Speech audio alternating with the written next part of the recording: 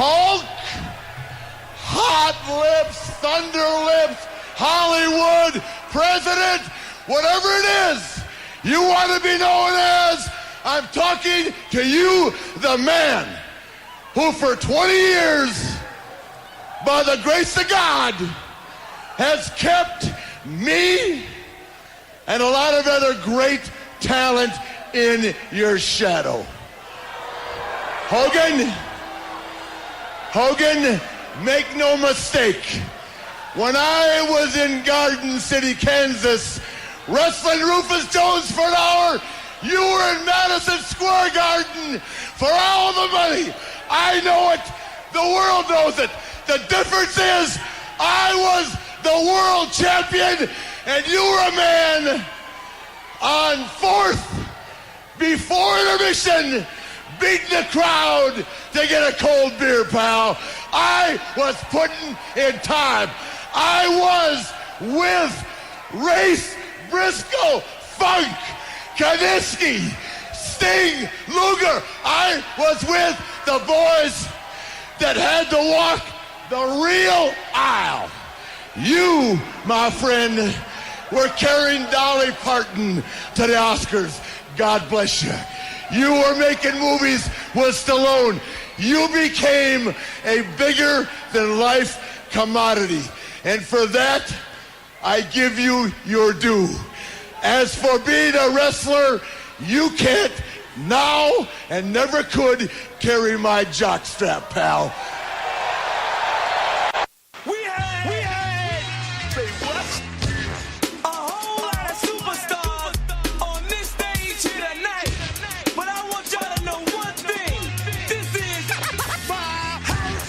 And when I say who's word attack skills and vocabulary too. Comprehension of this edition is all brand new. You're through. I'm interplanetary and like Doctor Who.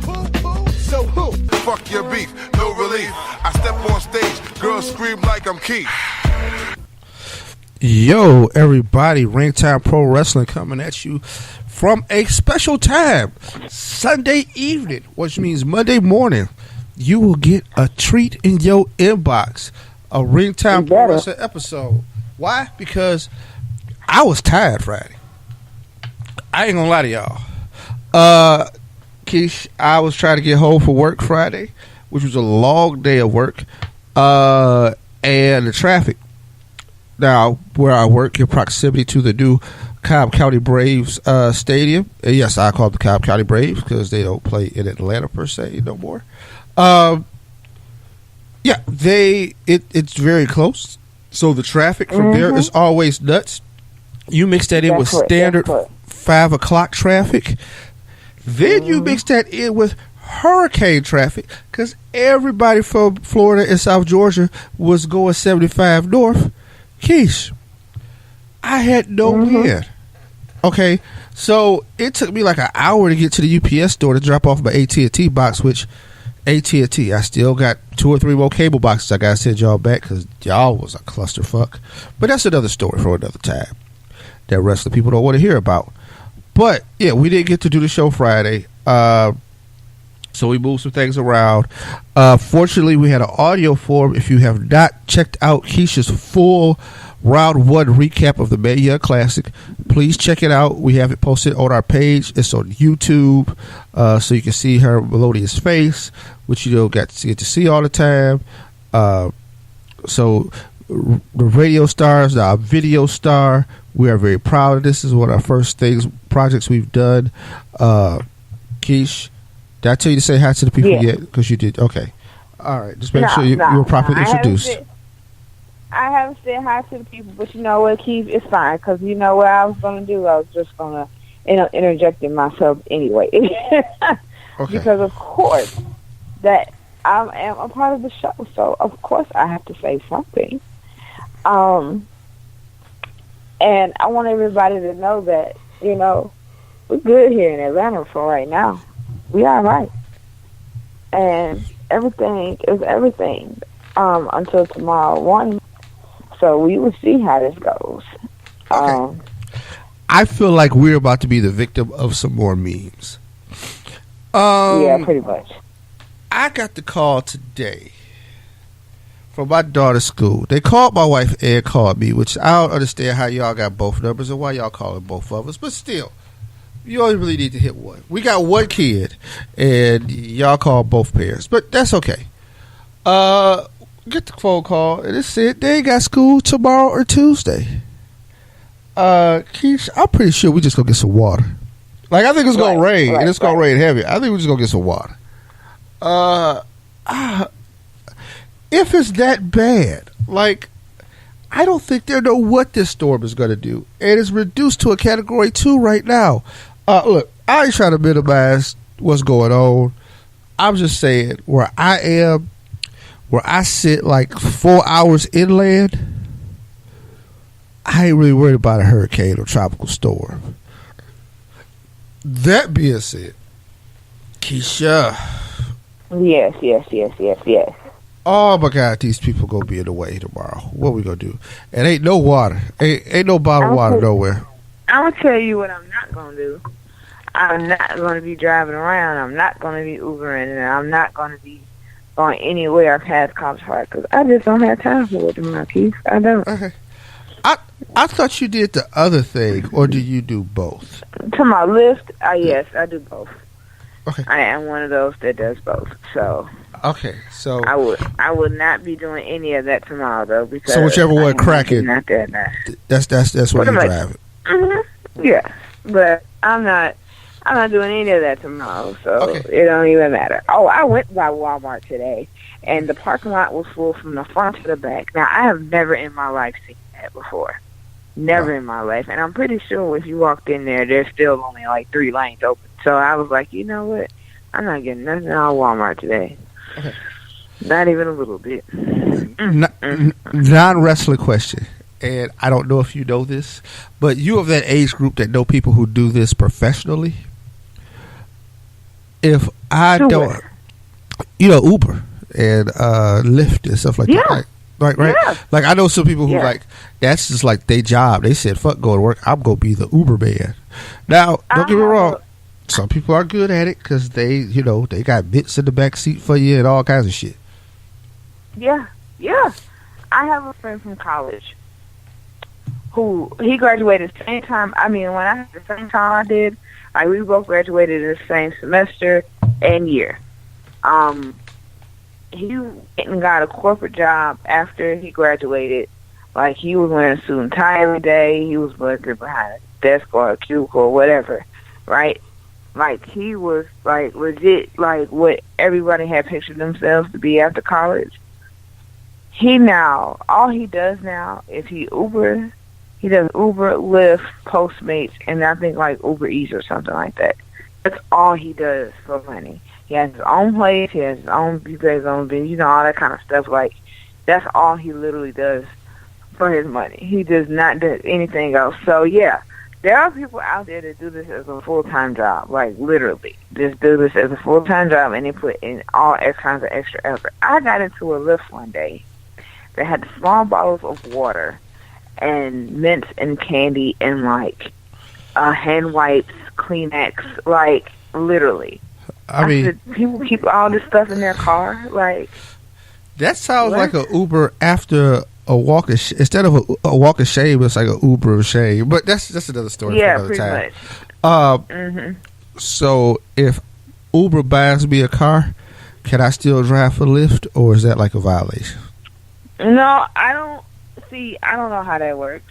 I mean, I don't know how the hell they would know, but I'm just saying, like, if there's an Uber investigator.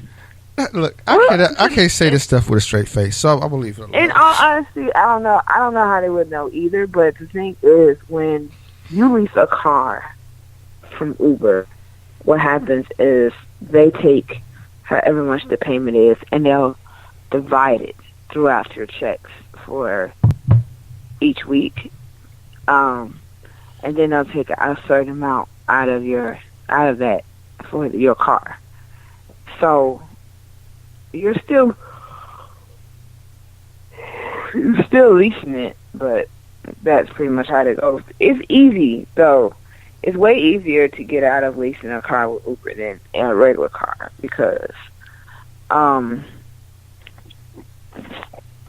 it's a $250 deposit, and then once you want to return it, if it hasn't been 3 years and you want to return it, then I forgot how that goes. I don't know. I'll remember later, but yeah. So that's how that works, and I don't know, like that. But I learned that this is true. Like,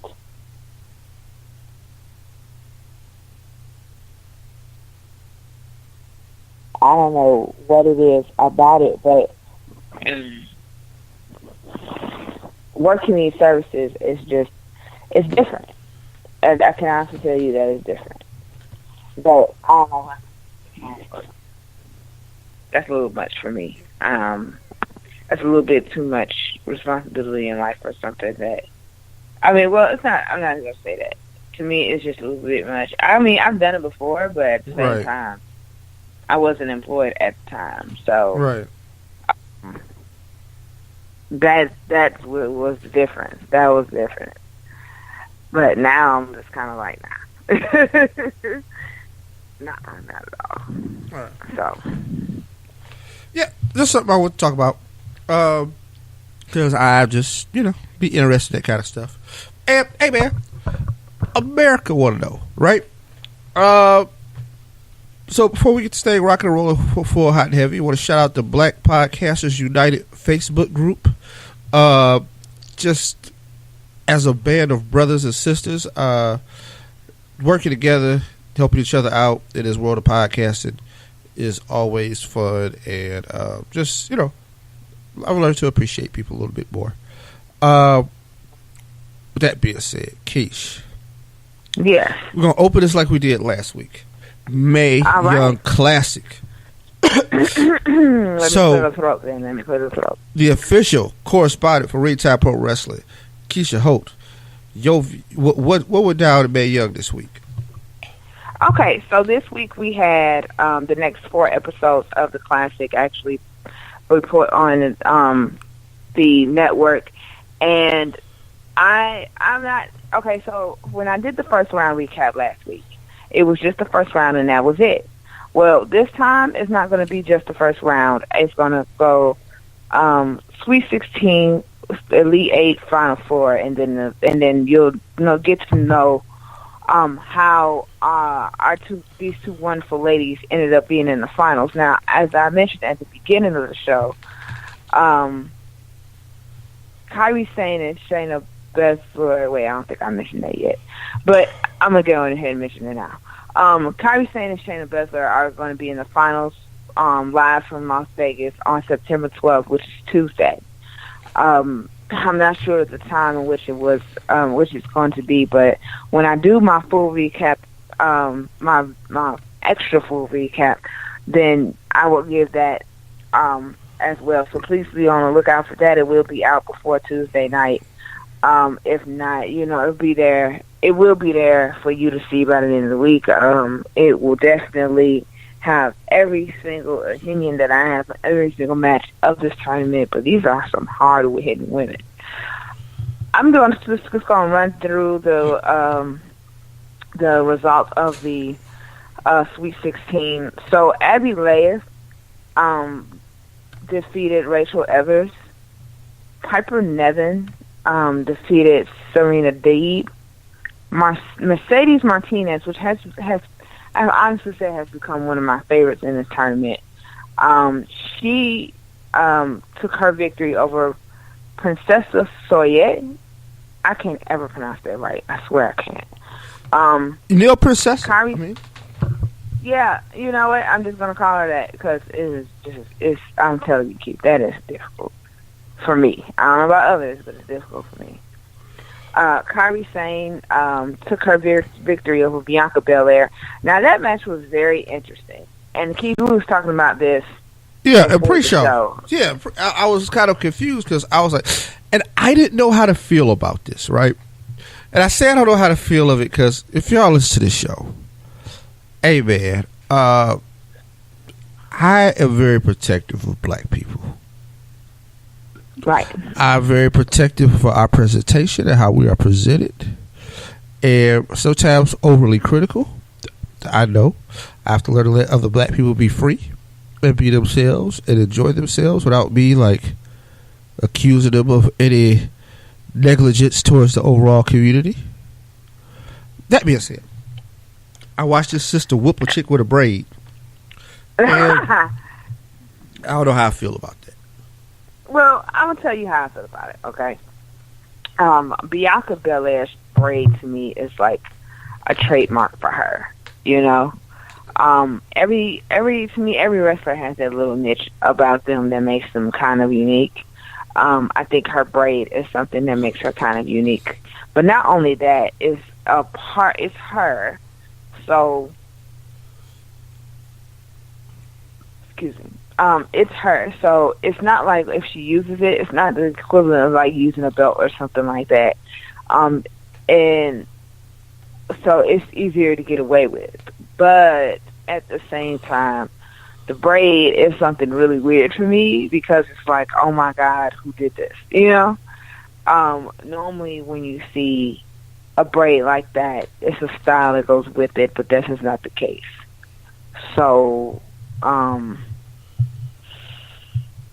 yeah, Bianca Belair, people. I think this is not going to be the last we're going to see of her. No. But Kairi Sane's victory over her was definitely impressive. I will say that. So, Toni Storm beat Lacey Evans.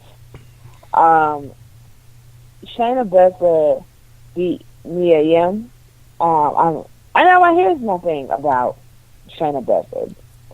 She's rude, okay? Like, I'll put it at the most simplest terms that I can possibly. She is rude.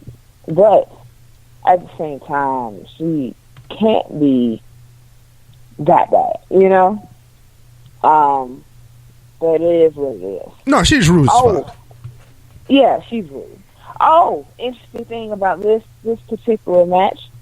At the end, Shayna was getting out the ring. She gonna meet her fellow four horsemen of MMA who sitting across from there.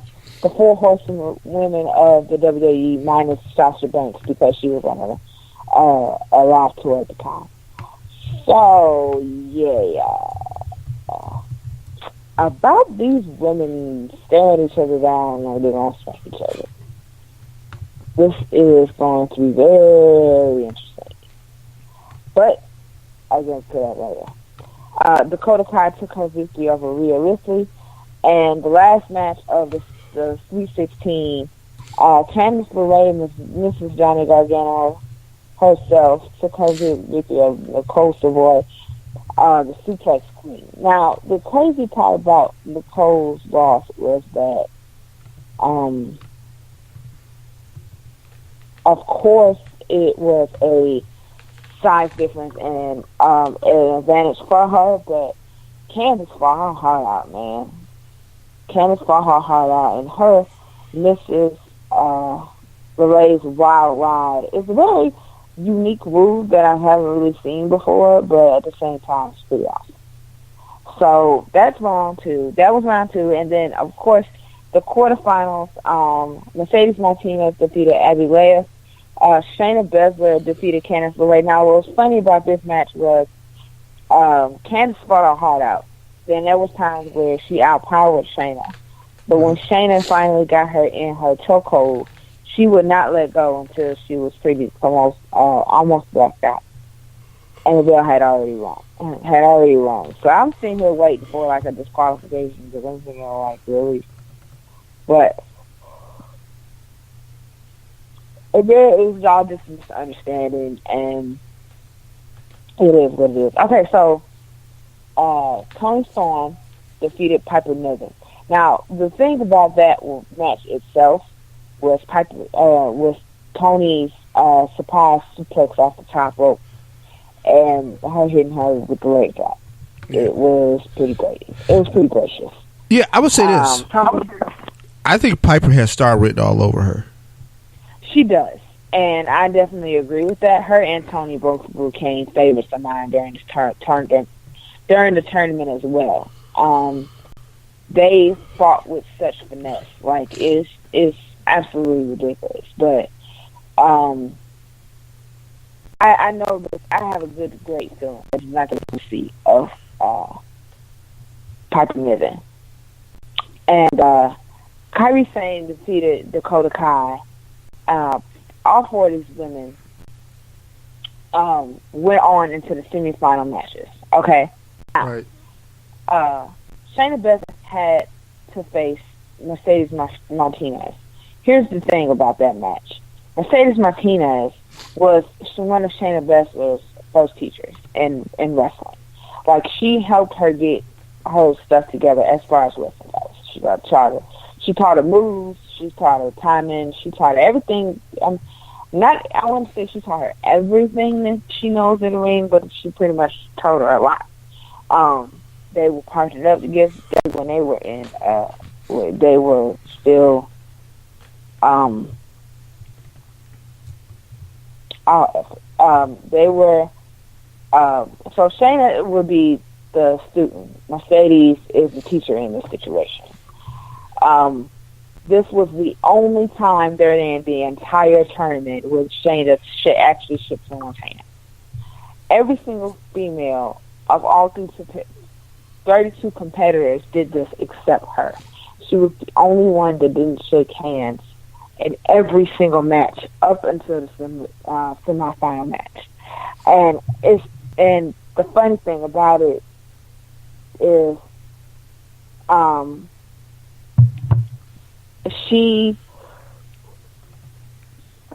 ended up beating Mercedes, but then there was the embrace after the match, and it was different because Shayna was seen throughout the entire tournament as like this dangerous powerhouse, where like nothing and absolutely nothing terrifies her. It's kind of like she had this bullying thing going during the tournament, but I might be thinking a little bit too much into this. I digress. Kairi Sane beat Toni Storm in order to take the very last match and to be in the final. So, that's how we got into the final match.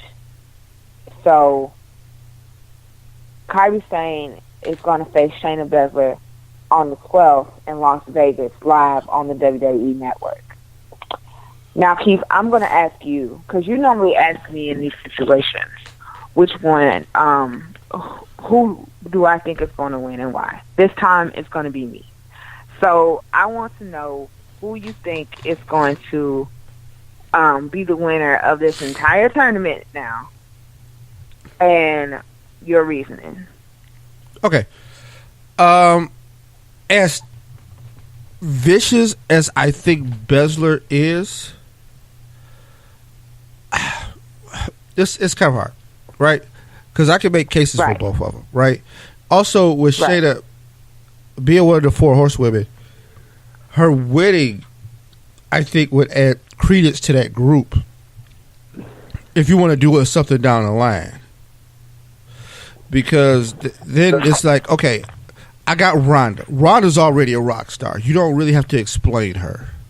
You kind of got to explain the rest of them, but with Shayna winning the tournament, but I think you can get by with that with her losing in the finals too, as long as it's a nearly hard-fought match.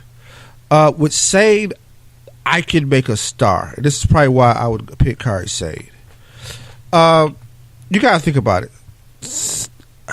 She beat Blair in the second round. Like, I think she obviously has something I think that they're looking for. And I think you get the international appeal with her. I think also going against this particular person in the finals, you can make her a sympathetic babyface that just had to overcome the odds. You know what I mean? Right. So, yeah, I mean, for that, yeah, I think experience matters, right? Like Kairi Sane may not be WWE experience, but none of these women are, but she does have much more wealth of experience than Baszler does, who just kind of recently came out of MMA. So with that, yeah, I'm gonna go with the. Yeah, I'm going with Seth. Okay. Now, here's the thing, right? I had been closely watching both women throughout the entire tournament, and Kyrie has to be the smallest out of everybody, all 32 competitors, right? But for someone with such a size disadvantage, she definitely fought her way. She earned every second of her way into the finals, and it was incredible. Shayna, on the other hand, it was so her matches looked like it was effortless. The only one I can say that was different was when she faced Martinez. That was the only match I think she had where she was like completely challenged the entire time. So,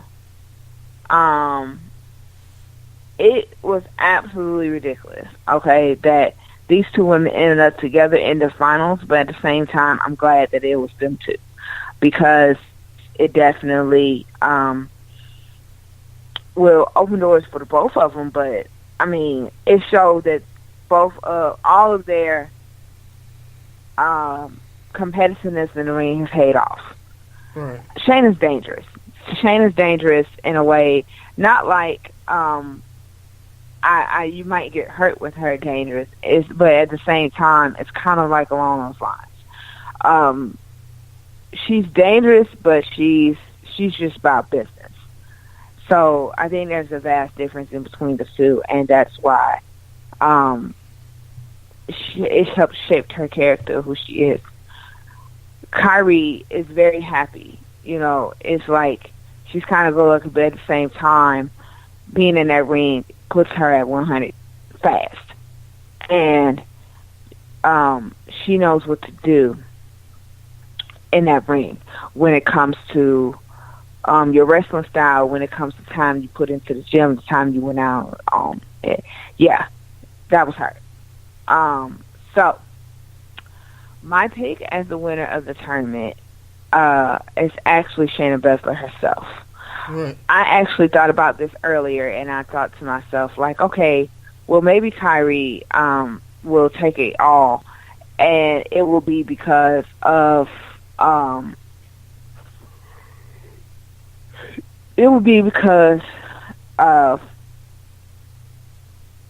want to say it would be because of her own personality itself, but I mean, okay, here's the thing with these two women facing each other.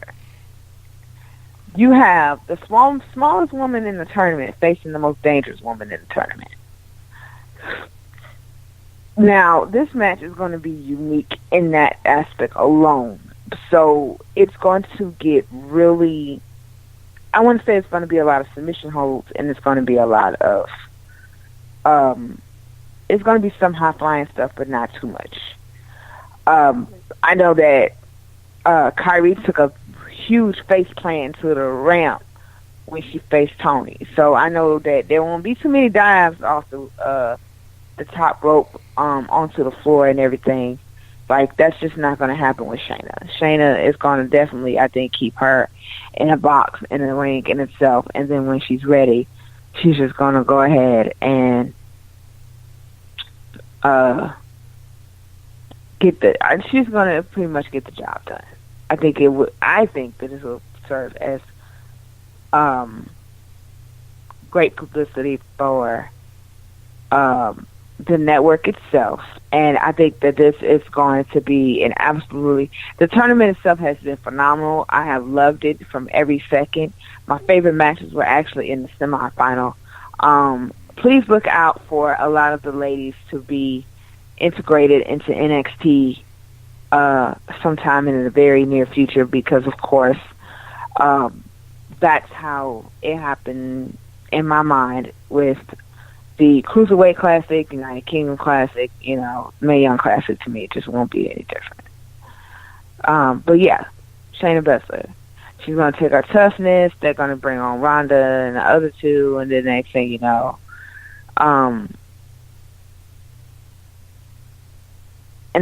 know, we have interesting folks trying to do this. It's Keith. This is going to be crazy, but Tuesday's going to be. I don't know what time Tuesday. I'll let y'all know later, but all I know is it's going to be ridiculous. So that's my take on the Mae Young Classic. For right now, please look out for my second recap. And actually, you want to look out. You know what? Just look out for me. I'll be there. I'll be there. Oh, no, sorry. Anyway. Can't take him nowhere. Yeah. No, you can't. I never claimed I had sense. Can't take you nowhere. So, all right. That's all things Mae Young. Well, not all things, because Keisha will have a more in-depth recap for that later on. That you'll also be able to consume. But, yeah. So, Raw. We opened up with John Cena with a decent match against a young Jason Jordan. They did the parallels of 15 years ago when John Cena came out to SmackDown. They had said a ruthless aggression and slapped Kurt Angle, and it started the bowling ball that became one of the greatest careers of all time. Now, do I think it is fitting that Jordan will go out and wrestle Cena and do that? No, because I don't know if we're going to book that on Jordan. And maybe a lot. I don't know. Like, you can't just say, like, that guy will be that. But I do like the story of, like, the guy's son is facing off with the guy who gave him a shot. So, that worked. Right. And then Roman comes out to the ring. Boo, fool, boo. Okay. And then he proceeds to talk. Again, Keisha, when people try to tell him, that ain't your strong suit, man. Just don't do it. Just don't do it. He out there, John, you a bitch.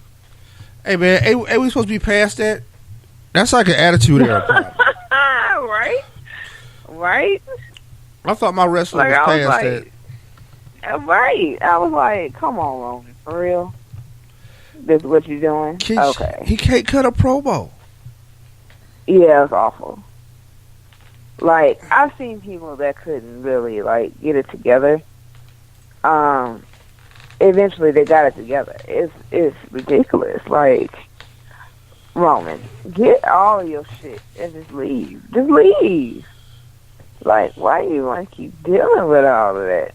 You know, but Roman, he gets in that ring, he starts talking on the mic, it's like, oh my God, sir. No.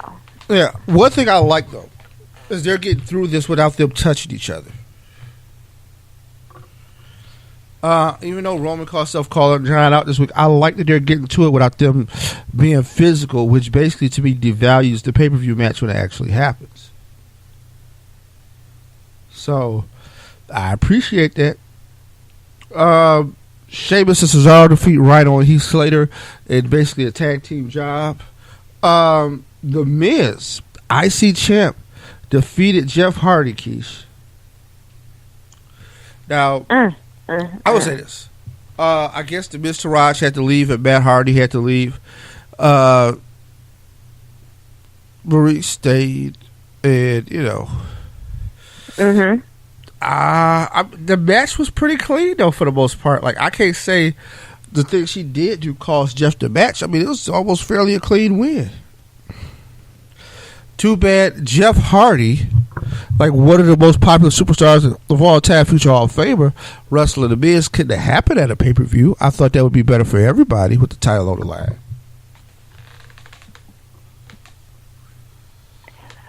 Just on the strength of, we got to bring the prestige back. That's all I'm saying. We got to bring the prestige back. Yeah, you're right about that, but yeah, you kind of like fuck this that. Is really how we do it. Yeah. Nah, like I don't need all of that. It was fun while it lasted, and let's go. And we got time for this. Right. Enzo and his crew defeated Noam, Dar, Tony Nese, and Drew I really wasn't much to talk about. So Bray Wyatt to challenge Finn Balor to a rematch at No Mercy. Here's my thing, Keish. Who's booking this? Who raised these people? That's what I'm saying. I'll be like TK Kirkland. Who raised you bitches? Okay, here's my problem with this. Finn breaking out the demon and beating him at SummerSlam is kind of one of those finality things. If y'all gonna stretch it on, you what? Here's the thing. I need to leave room for my talent to go another gear. I don't want to be the person that comes in and caps them from reaching that potential. Yeah. I'm just.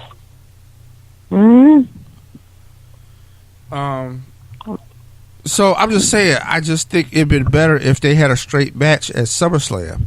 Then after that, Bray just could take losing. He bum rushes Finn, and then they do something that leads to the street fight, right? Like we just can't come in and be like, street fight.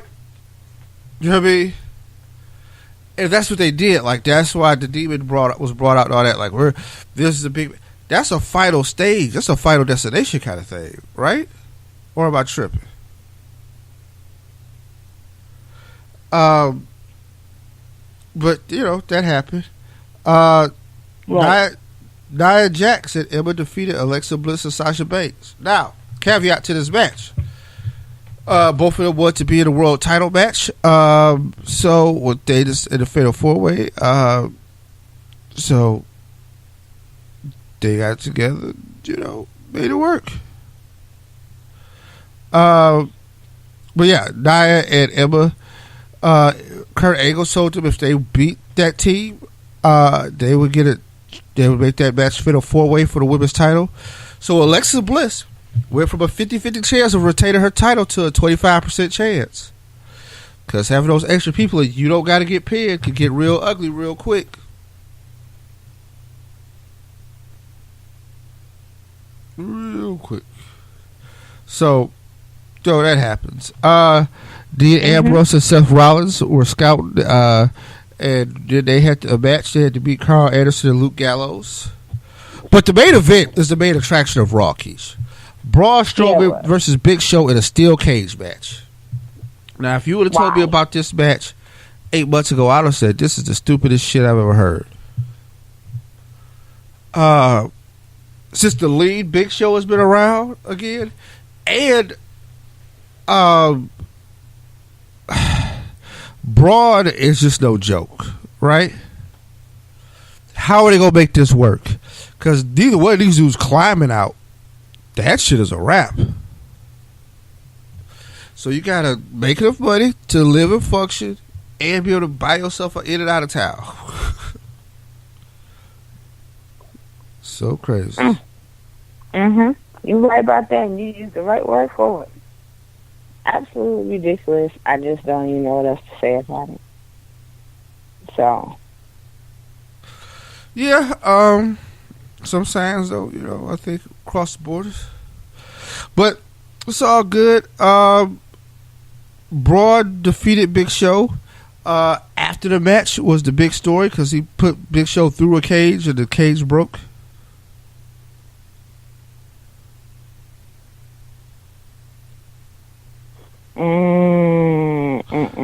Go once, score twice. Bueller. Oh, sorry. 80s movie reference. Yeah, okay. So, one thing I'll say about this. Whenever those two get together one-on-one, they're going to have a good match. I can't say that about most big guys. They're going to have a good match. But Braun won, and then he put Big Show through the cage and broke the barrier where the joints connect for the log stick. Good job, fellas. Got you. It's funny because when somebody told me about that, I was like, yeah, but that's not the first time that Big Show has done that. So. Well, it's not the first time Braun has done that, so it's like, oh, okay, yeah, I get it. So I wasn't surprised that it happened. It was just more like, oh, okay. Well, the ring can't blow up again, right? Like we've used that spot one too many times. Which is also when wrestling comes up with something new, man, they suck the life out of it. But okay, that Braun and Big Show, like I said, when they're together, they have a nice chemistry, and it worked in the cage. I didn't know who was gonna win. Then when it was apparently that Bro had it. I mean, you know, other things change. Right. But yeah, that's it for Raw and the first round of Mae Young. We'll come back with news, notes, and abilities, and kind of wrap this thing up. And Global Force, what the fuck are they doing down there? We gotta talk about that shit, because I don't know what the hell they got going on, but they on some fuck shit down there, man. Like, what the hell? Yeah. They tripping. I'd have to fire everybody. And don't get me wrong, I ain't above it. Like, I've learned some things about myself over the past couple weeks. And one, I know why God won't let me be in charge. I'm going to write a book about that. I know why God won't let me be in charge. Like you my son, but you crazy as hell. But yeah, that's all. I'm just kind of going through and finding something that we could talk about here, and I'm going to go here, and we'll be back on the other side of the break. And when we come back from the break, we will talk about the rest of this wrestling. Mm-hmm. Except for that last line, that was pretty good. I mean, Cena, I can't compete with that. You're a tremendous rapper. But I'll tell you what I'm going to do. Instead of rapping tonight, I'm going to tell you a little story. And it goes something like this. There once was a kid who liked to talk a lot of smack. He's actually whiter than me, but he thinks he's black.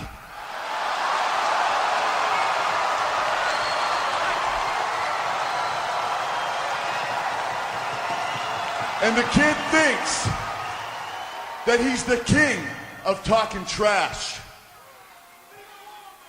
Until one day he bumped heads with the king of kicking ass.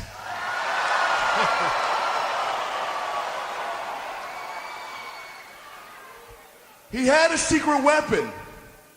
He liked to use a steel chain. I'll shove it straight up your ass if you try to use it again.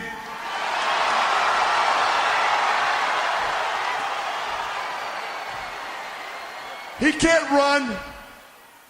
He can't hide. It doesn't even matter if he's rapping.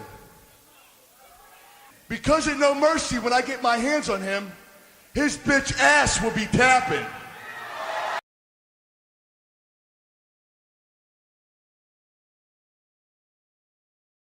The break is over, and sorry, a little bit of delay. Yeah, so Keish, it is birthdays. Birthday! It's your birthday. It's your birthday. Okay, anyway, today, September 10th, while it's still September 10th for a few minutes, Don Morocco, wrestling legend. One half of the Morocco snooker matchup that saw Jimmy go super fly from the top of the cage. The guy who was laying down there was Don Morocco.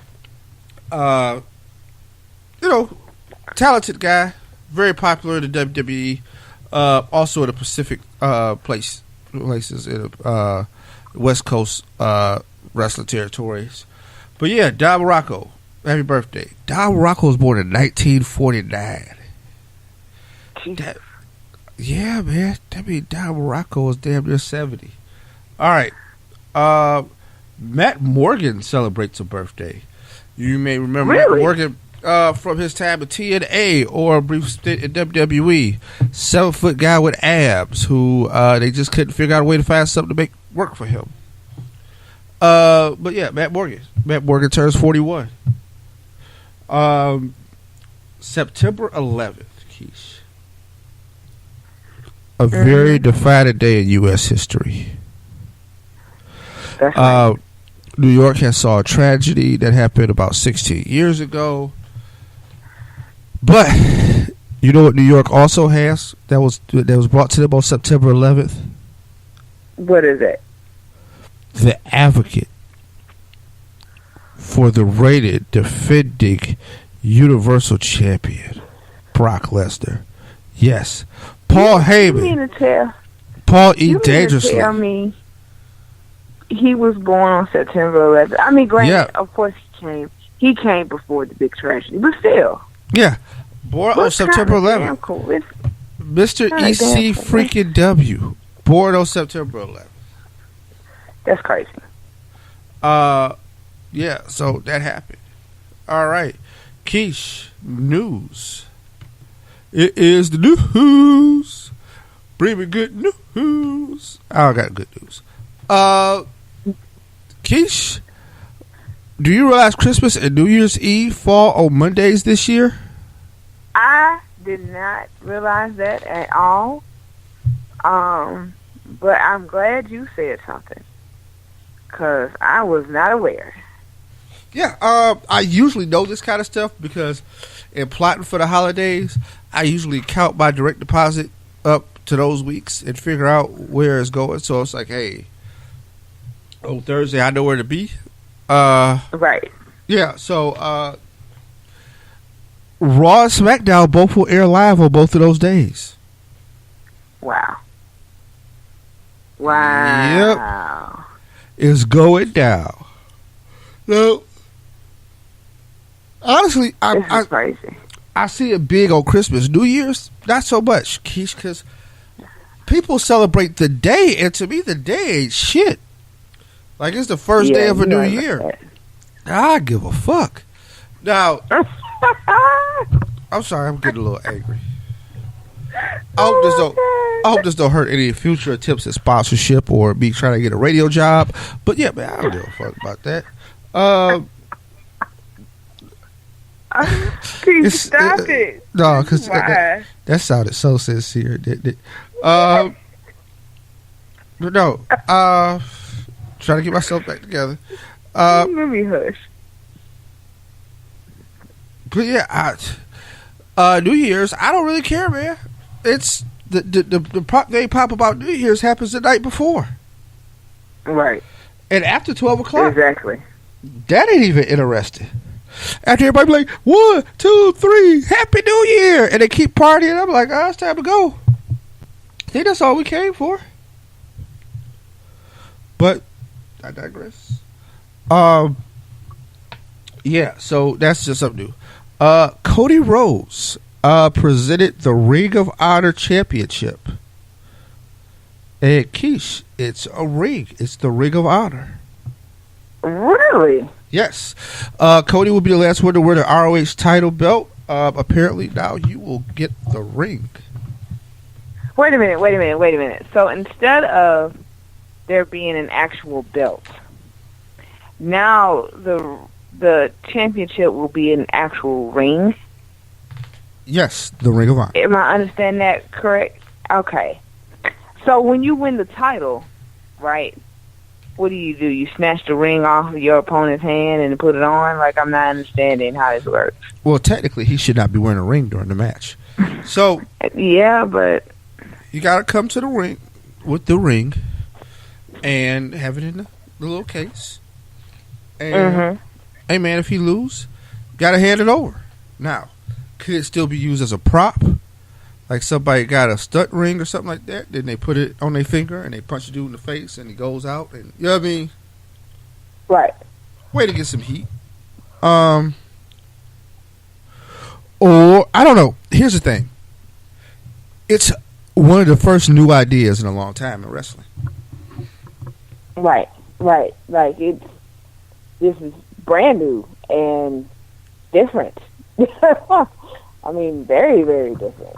Yes. I'm just trying to wait and see how this plays out, because I'm like, a ring, huh? Well, it's the right company to do it, but it's like, yeah, I mean, that's the thing. It is the perfect company. Ring of Honor. Here, you win the Ring of Honor. That's what you win. To be the top person in Ring of Honor, you get the Ring of freaking Honor. Yeah. Yeah, no, Better person come in to do it. I think this is like genius level. Right.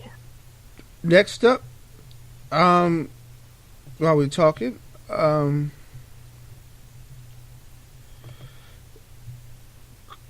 what's next for GFW, Global Force Wrestling, aka TNA? I don't know, but they doing too damn much. I can tell you that.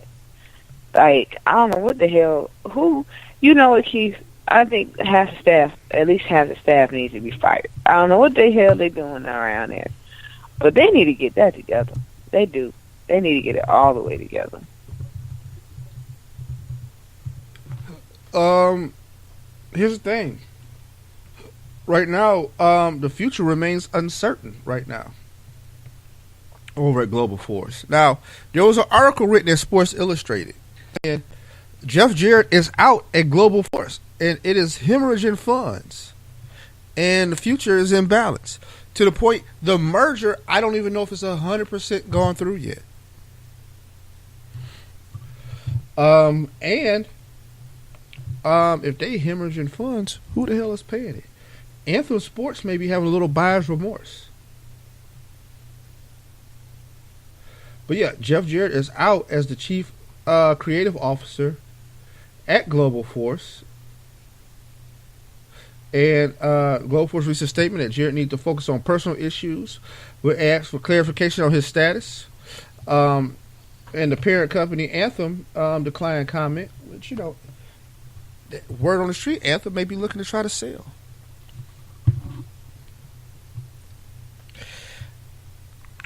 If they sell, I don't know what's going to happen. I don't know what's next. And I don't know how this company keeps going, Keish.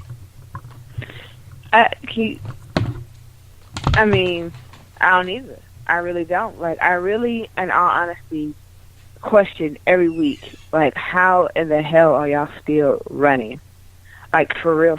Because every time I turn around, it's something new, and it's ridiculous. It's even more ridiculous than whatever happened before. Like, I'm like, why? Why do you subject yourself to this stuff? You know, it's crazy. But,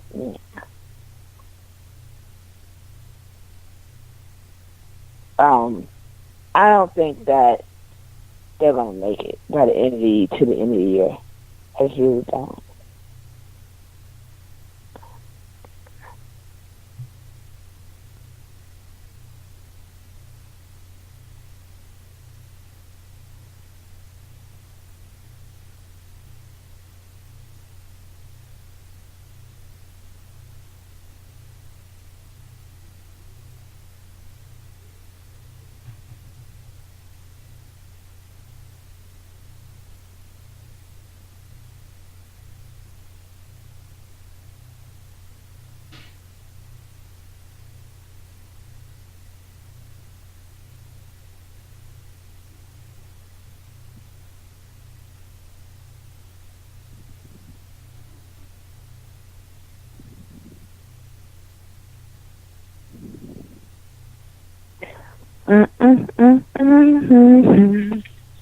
I know.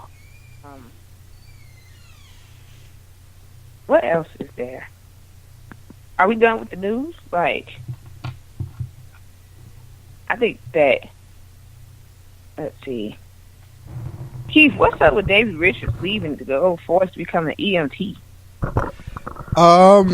He wanted to make some changes in his life, and with those changes was leaving the wrestling business. Here's the thing. Davey Richards ended up in the wrong place at the wrong time. Yeah. One of the most talented guys I've seen in the ring in a long time. And I want to give you a trajectory where Davey Richards was a few years back. Let's go back to Ring of Honor. Davey Richards is in ROH. He's working with Seth Rollins. He's working with, a.k.a. Tyler Black at the time. He's working with Austin Aries at that time.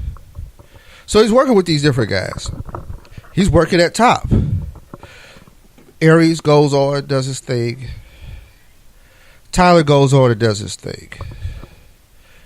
Davey moves on and ends up in TNA. Now, the thing I will say about that, good move at the time. They tried NXT. You got to remember. The American Wolves tried NXT, got jobbed out, and never came back. I think they may have did 2 episodes. It wasn't for them. I think the WWE was in a different place. Right? Mm-hmm. Right. They go to TNA. They sign a deal. They work in there. They dig it for a little while. TNA just don't use them right.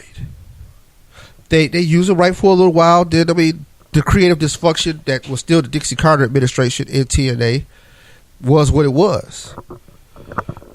Now he's been through all the transitions. WWE done moved on. NXT would be a kick-ass place for Davey Richards right now. And it's not too late. I don't know if he's trying to wait until his contract expires. I don't know if he's trying to wait till shit goes totally bust with Global Force. But right now, he might be a broken man and just want to get a day job. He said in his statement that emergency medicine was always something that he was interested in, and maybe he's just looking at life after wrestling. Maybe he don't want to beat his body up too much more longer, or I don't know, Keish. Yeah, but it's an awkward send off for a young man who I think still has a world of potential. Yeah, you're right, and I think that's true too. I can agree with you 100%, and I can understand why he would want the career change and everything. But I have to honestly say that he will be missed. You know, that's one thing I definitely can put out there, is that he will be missed. I just thought it was really crazy that this was actually true. You know, right? Because we hear a lot of things here on the podcast and everything, but yeah, I'm glad that was something that was put out there by himself or whoever's closest to him, as opposed to something different. So congratulations to good luck to Davey Richards. Right. I don't have anything for the news, so yeah. I don't have anything for the news this week. The Global Force thing to me was just pretty much the biggest thing, and it was nuts because I can't believe, this made Sports Illustrated, right? And you got people who at Sports Illustrated, people at Global Force pissed. It's like, oh man, there are people at Sports Illustrated. What the hell are they talking about? Hey man, Sports Illustrated don't know what they're talking about. Okay. Yeah, Keish, tell you something about Sports Illustrated. They only hire like the best veteran journalists. You know what I mean? And full disclosure, I worked for Fansided for a little while, which is a subsidiary of Sports Illustrated. But I don't have any bias towards it. I'm just telling you that, like, one thing I don't like. I hate when people criticize journalists as like, oh, they don't know what they're talking about. Hey man, stories are vetted. People don't get to just publish shit without people right. going through fact checking and making sure, because people get sued. So to not get sued, and you know you ain't about to file that lawsuit, I'm pretty confident that these things were legit that's being said, or they have some validity. Like, it may not be 100% like this is dead old, exactly what we're talking about. But, you know, man, look. That being said, Ric Flair doing well. Ric Flair. He sent out videos last week. I think we talked about it. He took another picture today, sent it out. Him sitting up in the hospital, looking better. You know what I mean? So much recovery to the Nature Boy. I hope to see him on Raw or SmackDown somewhere in the next, few weeks or so. Strut this style and profile to let everybody know, like, hey man, it's all good. Cause, hey man, I wasn't ready to write that piece. You know what I mean? Like, one thing I'll never be ready for that. Yeah, the one thing about writing the stuff and doing it is that, like, like, you're never really prepared for those things. You're like, ugh, I mean, this is somebody that, you know, you admire, and because the thing is, we've lost a lot of people from when I started watching wrestling, and it just, you know what I mean? It leaves a weird little feeling. Yeah, you're right about that. But yeah, go ahead, and we can move on to SmackDown. Oh Lord, SmackDown was very interesting this week. Yeah. KO and Shane had a face-off. KO talked too much. Shane said, "Don't mention his kids." KO kept mentioning his kids, and Shane went off. Here's the thing. One thing's related to this, one thing's completely unrelated. Right. First of all, the unrelated thing. Shane McMahon has a son named Kenyon. Kenyon. Now, I don't know how he pronounces it, but most people I know who had that name spell it is pronounced Kenyon. I bet you that confuses a lot of people, Keisha. Especially just reading the name Kenyon McMahon confuses a lot of people. I'm pretty sure it does. Because Kenyon generally, to be fair, is not followed by McMahon. Right, exactly. Or any kind of Mick. That is decidedly very, like, Irish. You know what I mean? Right. But so, yeah, man. For that had to happen, it's like I'm really, like, interested in the story behind that.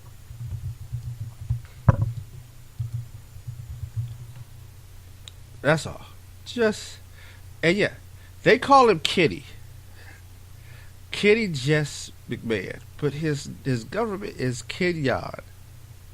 Like, did they go to Kenya and get inspired? Like, I really want to know. Right.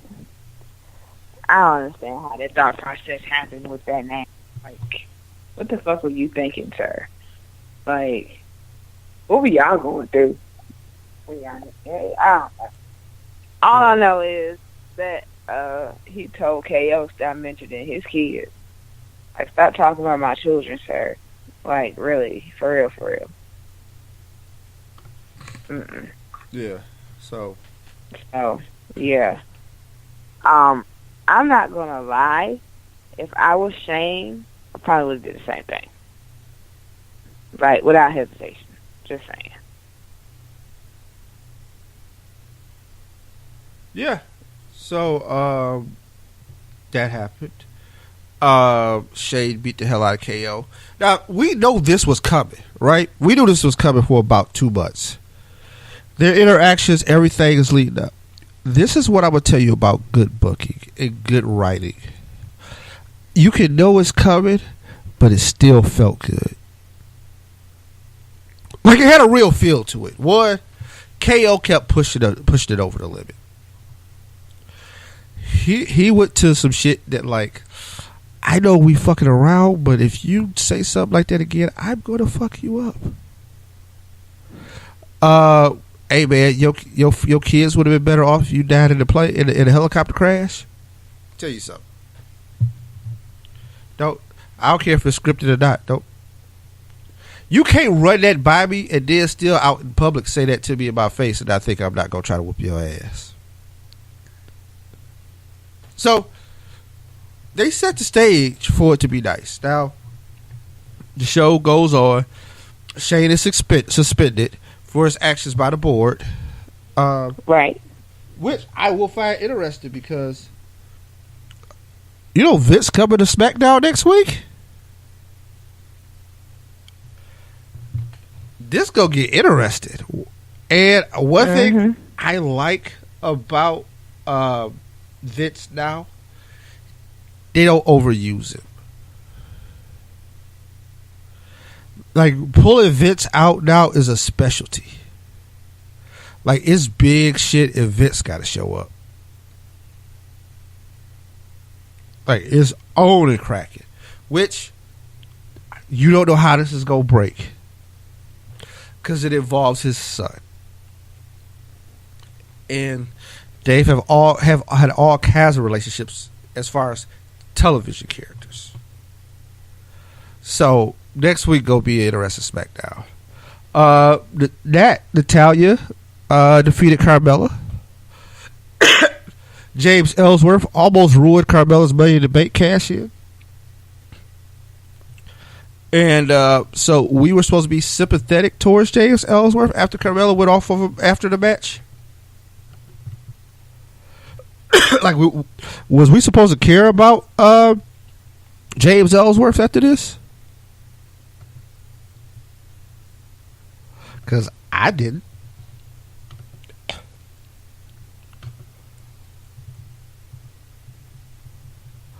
But, you know, it happens. How did you feel about the Dolph Ziggler debuts?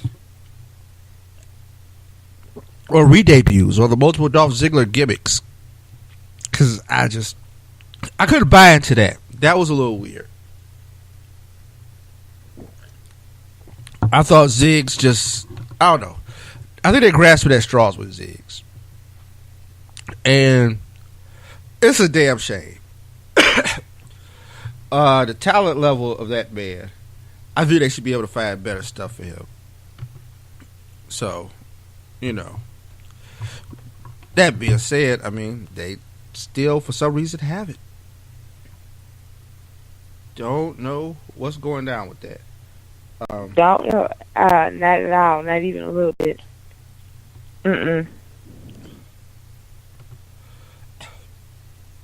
Aiden English defeated Sami Zayn, which I thought was just...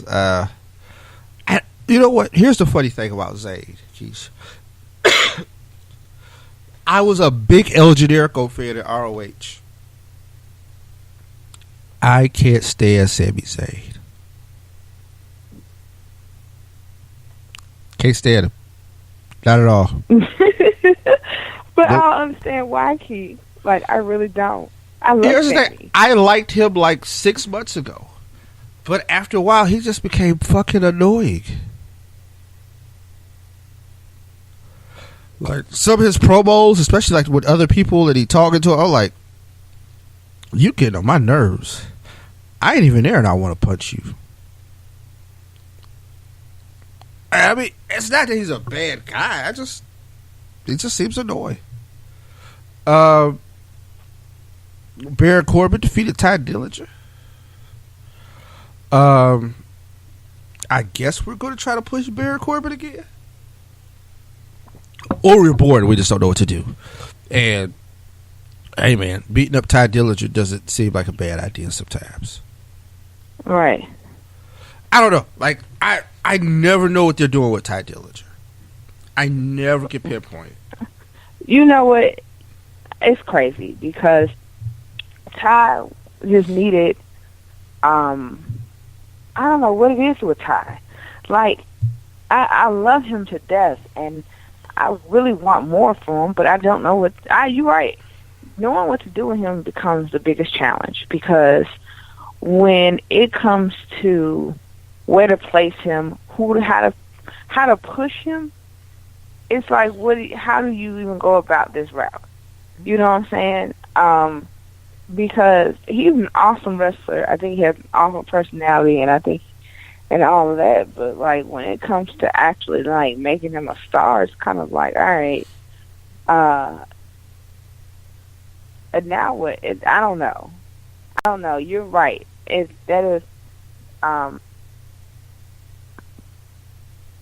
a mystery, but he's so awesome, Keith. It just doesn't make sense. Right. I swear it don't make sense, because it's like, well, how do you keep him in the mold without jobbing him out? Don't bring him to the main roster just so that he can lose matches. It makes no sense. It's ridiculous. You could have kept him in NXT. Yeah, he was losing a lot in NXT. Like his first foray into the main roster, he was actually doing pretty good. Yeah, you're right. He was actually he was winning every week and all that kind of stuff, and then it's kind of like he kind of just got white from TV. And then that is, I don't know. Yeah. All I know is I hate when they bring him out because, like, I have this preset notion now that he's just gonna lose whatever match he's in, and but I try not to get too excited. Honestly, that's how I felt about him in NXT. But then when he came to the main roster, it kind of like it altered a little bit. It was like, oh, okay, he got a chance. Right. Right. Nah, not really. That shit faded away pretty quick. Right. But that being said, Carmella kissed Ellsworth and smacked him, but I don't know what that shit means. You know what? I'm not for Carmella, Ellsworth, or any of that bullshit. Sorry, not sorry. Like, I just really just need for them to get that together and, like... I don't like either one of them, right? And here's the thing. I can tell you why I don't like Carmella. I figured it out. It's that damn interest music. I liked her song. Fuck that. That Iggy Azalea shit. Man. You know what's funny is I like her interest music. I don't like her. Like, yeah. I don't like her. I don't like her as a wrestler. I don't like her as a like just a regular person. I don't like her. Like, it's like, ugh, Carmella. Like, I don't like her. So nah, you ain't gotta worry about that. Cause I'm telling you, I can't stand it. You know what I'm saying? Like, I can't stand her. I can't stand him. Like, I just can't stand it. It is ridiculous. You hear me? Like, no. So,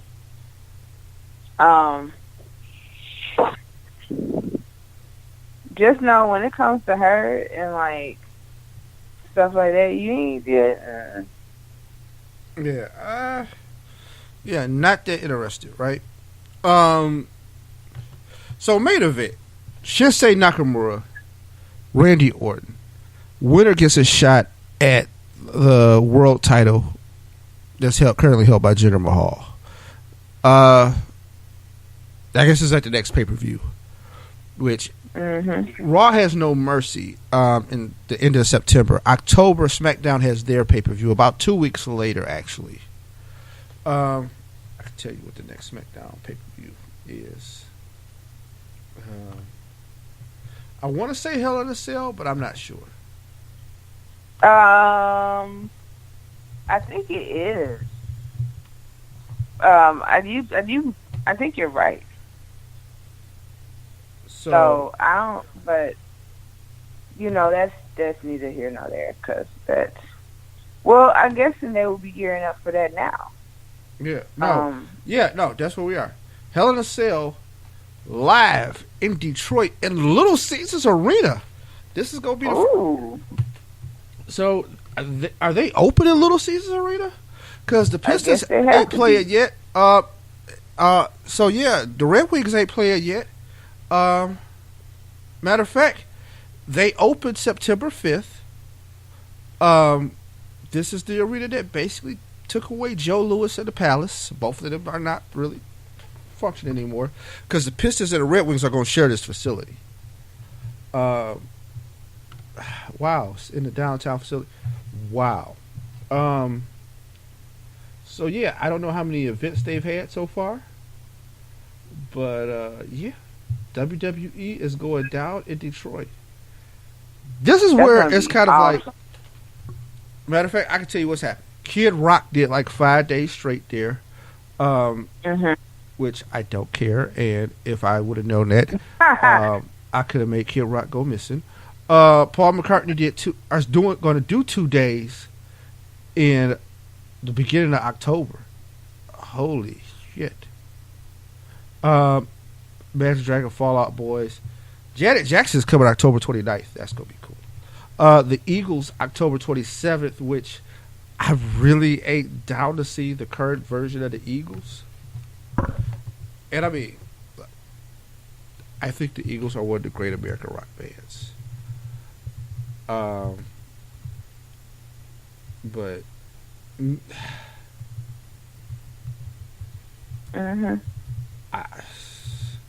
kind of no. I mean, seriously, without Glenn Frey, not, and I get it. Like Don Henley probably sings most of the songs, but I think Glenn Frey was still one of the more heart and soul portions of that group.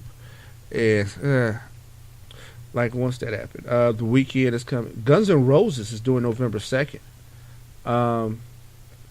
Jay-Z 4442 November 18th. That's too cold. That's too cold to be up there. That's too cold, Keith. But yeah, if I had knew about, I may have tried to book something with wrestling. Even though I hate that they closed the Joe, I really don't care about the Palace. Even though the Palace is probably closer to me in proximity where I grew up, I've probably been to the Palace a lot more times. Even worked there for a little while. I don't really care about the Palace. Now the Joe has history. The only places I've cared about closing was the Joe, and of course, my heart and soul was Pontiac Silverdome. So the Palace, I was like, people at Auburn Hills would be all right. Hell, they already live in Auburn Hills. Mm-hmm. Like if you live between Auburn Hills and Rochester, I'm not crying for you. I don't think life has ever been that bad for you. So yeah, digress. But yeah, Shinsuke Nakamura defeats Randy Orton to become number one contender. I thought it was a fairly good match. I like Shinsuke countering the RKO attempts. Like the one time he countered with the armbar, the one he had like a modified code breaker. Like it, great counters on the RKO. Because if Randy hits the RKO, he has to win the match. Like I don't think he can not win the match. No. You know what I mean? Like No, I really, I don't need people kicking out of the RKO. Like one thing I hate is the false finish, Keish. Right. Like I'm tired of people kicking out of finishers. And when I say that, I mean that like I don't totally think it should never be done, but it don't need to become the current practice.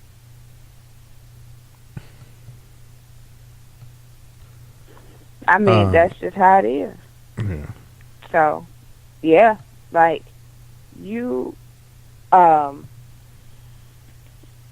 keep this thing is becoming very competitive and very ridiculous with them two, but it's also becoming very hilariously entertaining. Keith, I must say that when people kick out of RKOs, it makes me wonder, like, how is this devastating 1 minute and then the next, like, it's just a move? I don't get it. But I guess that's just how it is because when it's finishers, I don't want it to happen. Now, if we're just talking about something simple as just the match itself, then that's fine. But no, let's not do that. Let's not do that. No. So... but then they book it. The way it's booked is always like that, though. So, it's just a bit much. It's just a bit much. Right. So, yeah. There's that, too. Right. But at the end of the day, I mean, what do you do? So, SmackDown... Question. Right. What happens now that Shane is indefinitely suspended? Here's the thing. I don't know how long the suspension will last. I think it's going to be short because they're going to wrestle at Hell in a Cell. That's happening. Right. So, yeah. Whew, this is going to be interesting. Well, see, I think it's funny because now I'm looking at it like, did Shane get back into the business so he could be a wrestler? Like, I'm pretty sure that's not the case, but still, like, it makes you wonder, like, did he do all of that just so that he can wrestle again? Like, I'm not understanding. Yeah, I mean, it's a big deal. So what's going to happen? They're going to have a match. I don't know what the future of Shane is after the match, because that then, kind of goes into, something else. Like, is he? Because remember, Shane was supposed to be done after the Undertaker match. Like, we were supposed to be like, all right, Shane, good. All right, man. Thanks for coming back. Exactly. Right? No. That ain't what happened. Not so much. That's far from what happened. What happened was, yay, Shane's back, yay! And then, like, it's been like that every week ever since. Right. Like, literally. So with the brand split and all the stuff, the way it's worked out, like, I think it's been an excellent run for him. But maybe he wants to get back to the things he's been doing before that. You know what I mean? Right. Because Shane lived a full life before he was doing this. So, I mean, he had really kind of figured out his way in the world. And, I mean, he ran companies and stuff like that, so I don't know. We'll see. But like I said, I think it's going to... Daniel's going to stay the GM, and that's not going to change. And I think Shane may... I think what's going to happen... You see how they running Raw with Kurt Angle and Stephanie is kind of just ghost a little bit? I think we're going to see something similar to that. And Shane will be more behind the scenes, and then we'll see where that goes. I hope so. Yeah. I mean, I hope that it goes in a direction that works out for everybody. Because this is really effed up right now. And I'm not really feeling it, but at the same time, as a fan, what can you do? Right. So, I don't know. I hope they bring back Shane soon. I need them to, yeah. I mean, that man set everything apart differently, and I just really need for you to understand.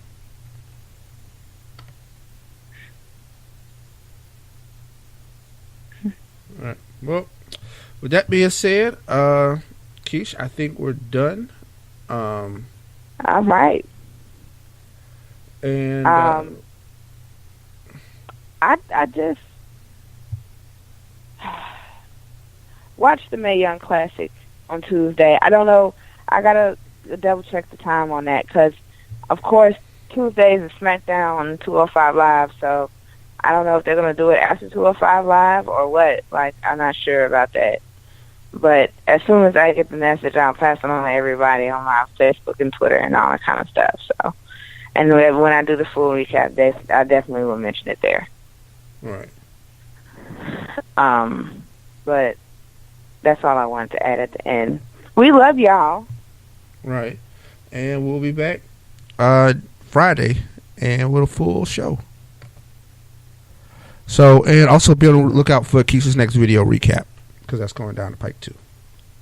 Yeah, baby. All right. And with that, we are out. Peace. Bye.